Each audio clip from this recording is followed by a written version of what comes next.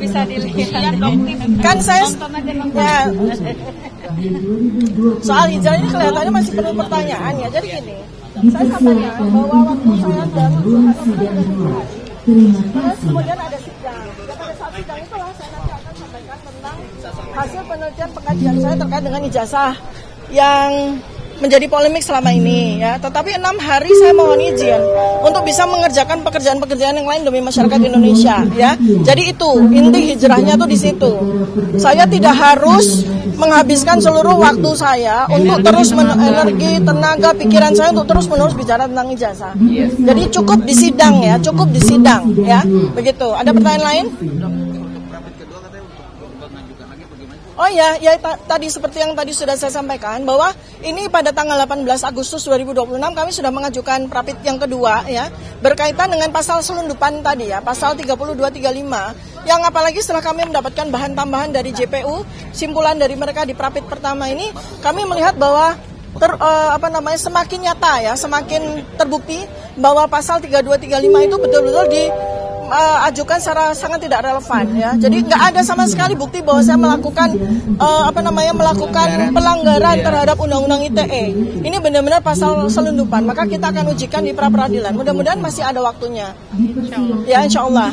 Kita tinggal menunggu undangan penetapan jadwal untuk sidang prapit di Jakarta Selatan.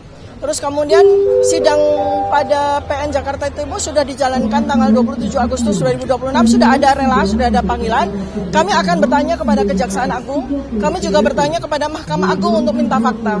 Apabila ada prapit yang jalan di PN Jakarta Selatan, mungkinkah sidang pokok perkara juga jalan di PN Jakarta Timur? Ini kita akan minta fatwa kepada Mahkamah Agung. Jadi intinya tuh semua yang dijalankan oleh Dr. Tifa itu betul-betul mengikuti kaidah kepatuhan kami dalam menjalankan koridor hukum ya. Seperti itu. Ada yang mau tanya lagi? Tidak ada masalah ya. Artinya gini, kita ini kalau maju itu kan kita berjuang ya. Dalam perang saja kan Rasulullah SAW kan ada perang Uhud, ada perang Badar. Ada kali satu perang menang, ada satu kali perang kalah. Itulah perjuangan. Sebagaimana Allah juga sampaikan, hidup ini permainan dan senda gurau belaka. Jadi biasa saja. Intinya apa? Pada saat kita sedang melakukan pengajuan prapit, ya ini kita berjuang, kita berikhtiar, ya, dan sambil berdoa. Apapun yang terjadi itu kehendak Allah Subhanahu Wa Taala. Yang ada kita manusia kita siapkan dengan sangat maksimal untuk ikhtiar berikutnya. Apa itu?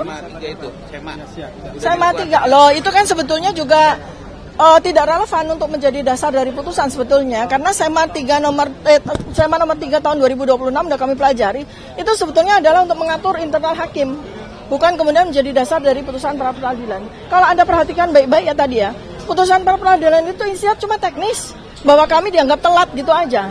Padahal sebetulnya tidak ya, kalau dicermati pada surat-surat kami, bahwa kami mengajukan itu pada tanggal 30 Juli 2026 secara e-court.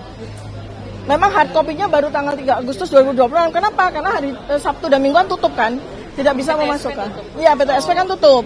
Jadi ini persoalan teknis sekali. Tapi kami mengajukan e-court itu tanggal 30 Juli 2026. Sudah ada pada surat bukti yang kami ajukan. Jadi sebenarnya itu debatable lah ya. Jadi artinya berarti ini perlu diperbaiki juga ya.